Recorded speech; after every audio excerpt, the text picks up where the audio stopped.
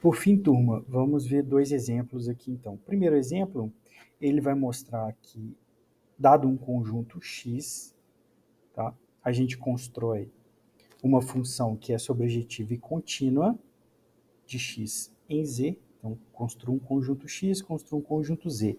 Mostro que tem um mapa que é sobrejetivo e contínuo. Tá? E a aplicação induzida de X estrela em Z, construindo X estrela conforme a gente construiu no corolário anterior, pelas imagens inversas desse morfismo, essa função induzida ela vai ser bijetiva e contínua, mas não vai ser um homeomorfismo. Então, qual que é a ideia?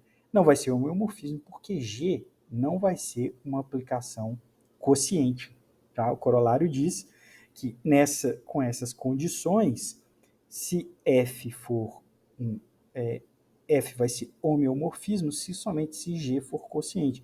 Então, F é bijetiva e contínua, mas não é um homeomorfismo, exatamente porque G não vai ser uma aplicação quociente.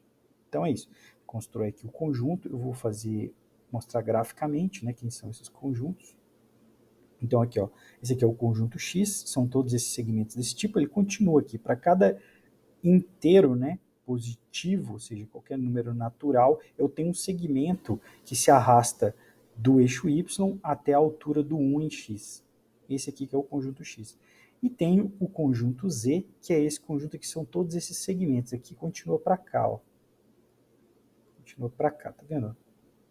Então, é como se você estivesse fazendo o seguinte, você está transformando cada segmento desse aqui num segmento como esse aqui, tá bom? Através dessa função G.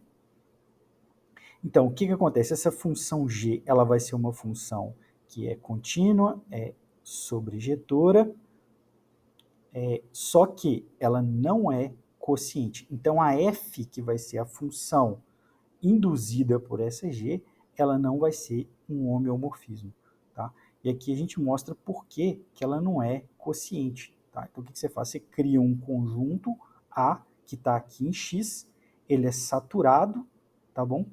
Mas aí quando você olha para o G de A, o A é saturado, mas é saturado e fechado. Esse A aqui vai ser um conjunto que é desses pontos aqui, ó, x1, x2, e vai tomando a sequência de pontos cada vez mais próximas do eixo Y e pertencentes a esses segmentos. Essa sequência, ela vai ser uma sequência, então, que é fechada, esse conjunto desses pontos vai ser um conjunto que é saturado, é fechado em X, mas a imagem não vai ser fechada. E a imagem não é fechada porque quando você pega a imagem desses pontos da sequência, essa sequência aqui vai convergir para zero, mas o zero não pertence à imagem não pertence à imagem de A, tá bom? Então você vai ter as imagens de cada ponto dessa sequência, que é uma sequência que não converge aqui, tá bom? Você vai ter uma sequência que converge, mas essa sequência converge para zero e o zero não pertence à imagem de A. O que eu estou dizendo com isso? A é saturado e fechado e a imagem não é fechada. Então, quer dizer que esse G não pode ser quociente. Lembra?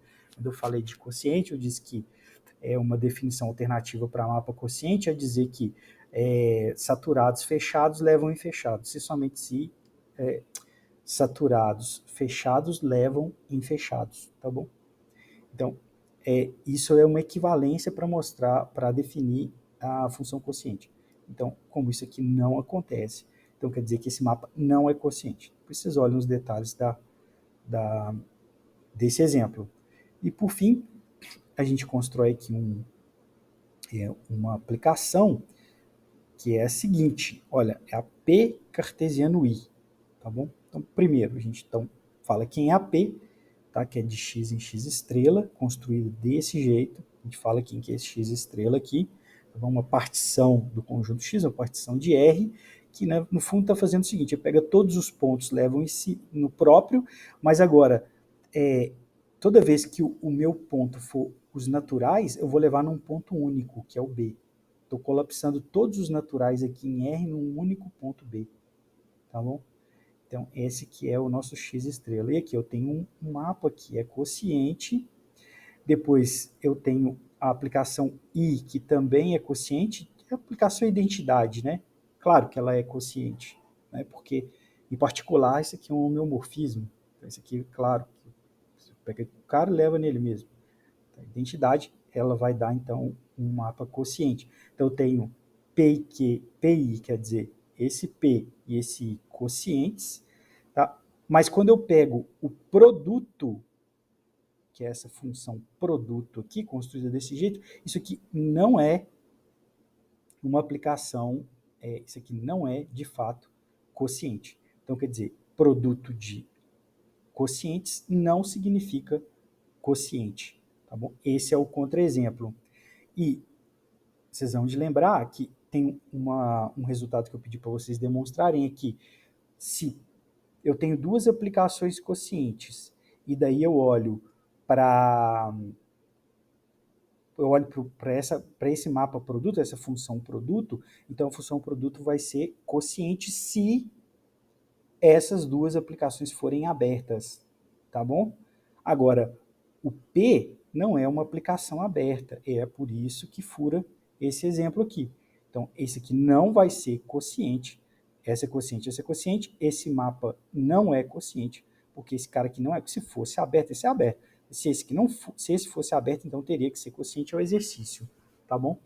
Mas como isso não é aberto, então isso aqui não precisa ser, de fato não é quociente, tá bom? É isso que esse exemplo diz. Então, finalizamos aqui, gente, finalmente, né? Eu vou tentar colocar todas essas videoaulas em um vídeo só do YouTube. Vou tentar fazer essa edição agora. Se der muito trabalho, eu vou salvar separadamente mesmo. Eu vou tentar juntar todas, tá bom? Então, valeu. Esse é o fim da 7ª aula.